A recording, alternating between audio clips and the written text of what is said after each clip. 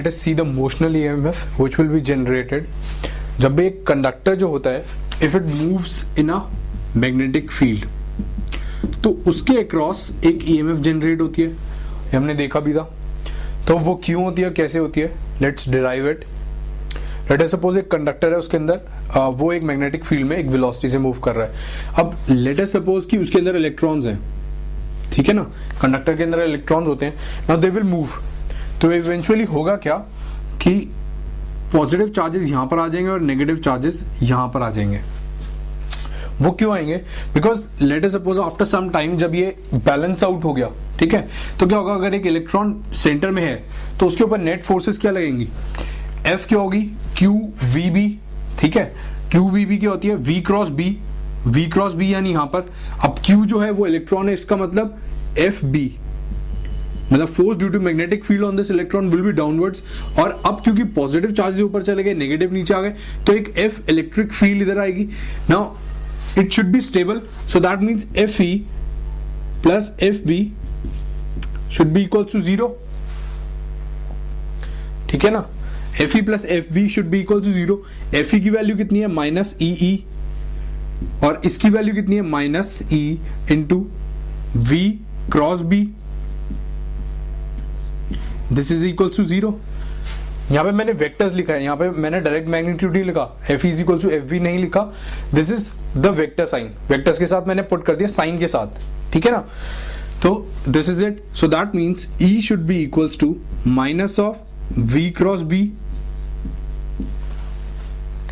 ठीक है। अब क्या होता है कि EMF जो होगी अक्रॉस MN यानी VM minus VN will be equal to minus of E dot dl, ठीक है। This is the net potential difference, this is equal to E dot dl। तो अगर मैं यहां पर कर दूं, so VMN will come out to be V cross B dot dl, ठीक है। अब ये क्या हुआ, ये हुआ वेक्टर डॉट प्रोडक्ट। ये आप अभी स्केलर्स एंड वेक्टर्स में पढ़ेंगे। इसमें क्या है कि पहले क्रॉस प्रोडक्ट है, then there is a dot product, ठीक है। So this is called a scalar dot product, scalar या वेक्टर डॉट प्रोडक्ट कहते हैं इसको, या आप मैथ्स वाले सर से पूछ सकते हैं अपने।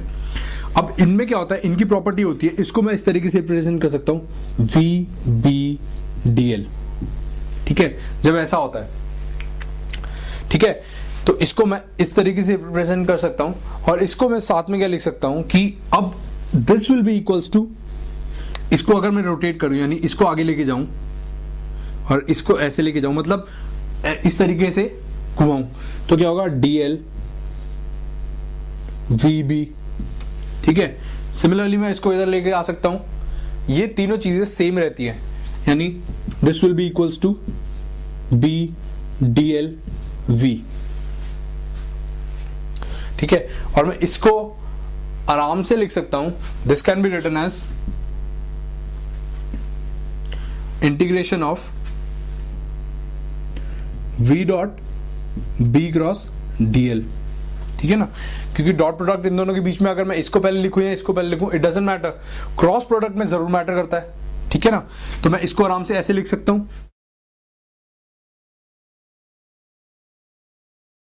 ठीक है, या फिर मैं इसकी जगह आपको लिख देता हूं यहां पर dl dot of v cross b, ठीक है ना।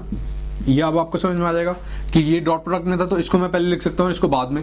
तो इसको या तो फिर मैं ऐसे भी लिख सकता हूं इसकी जगह, अब मैंने क्योंकि रोटेट कर दिया तो दिस थिंग वाज दिस, और इसी चीज को मैं इससे भी लिख सकता हूं, ऐसे भी लिख सकता हूं, यानी क्या होगा, b dot dl cross v,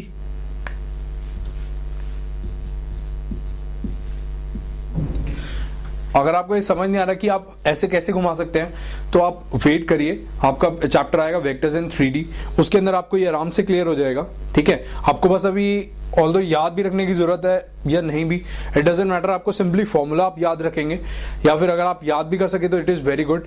यहाँ पे क्या होता है, एक तो 2-3 वेक्टर्स होते हैं, दो के बीच में क्रॉस प्रोडक्ट होता है और इन दोनों का जो वेक्टर होता है इसका जो डीएल होता है उसके साथ डॉट प्रोडक्ट होता है, क्योंकि ये क्या देगा, ये भी एक वेक्टर देगा, इन दोनों का डॉट प्रोडक्ट एक स्केलर क्वांटिटी देगा which will be called as the potential difference between the point M and N. ठीक है ना, तो इसको हम आपस में रोटेट भी कर सकते हैं। Alright, so this is it. तो ये होती है हमारी मोशनल ईएमएफ की वैल्यू।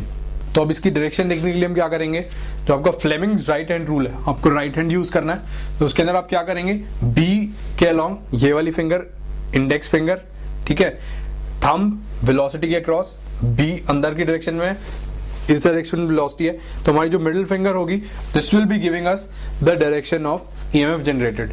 और रादर देन यूजिंग, पर्सनली मैं आपको सजेस्ट करूंगा कि Fleming's right hand rule, left hand rule, आप लोग कंफ्यूज हो जाएंगे।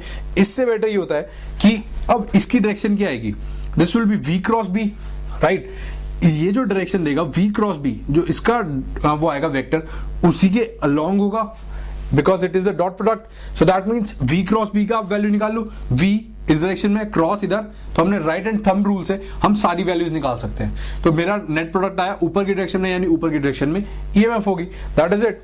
तो आप सिंपली वी क्रॉस बी का यूज कर सकते हैं और सिंपली ये निकाल सकते हैं। लेकिन आप ये चीज याद रहे कि बी क्रॉस वी का भी ना निकाले, मतलब अगर आप ये देखेंगे बी अंदर की डायरेक्शन में, V क्रॉस बी और B क्रॉस B में बहुत डिफरेंस होता है। अगर मैं यहाँ पे V क्रॉस B निकाला, उससे हमारी ये EMF आई। अगर मैं B क्रॉस B निकालूं, B अंदर की डायरेक्शन में, यानी पहले मैं B की डायरेक्शन में कर्ल करूंगा, फिर V निकालूंगा, तो मेरी EMF जो है उसकी डायरेक्शन नेगेटिव आ जाएगी। ठीक है ना, तो इस चीज का आप याद रखेंगे बस कि V क्रॉस B होता है, ना कि B क्रॉस V। ठीक है ना, आपको बस V क्रॉस B याद रखना है। Let us come to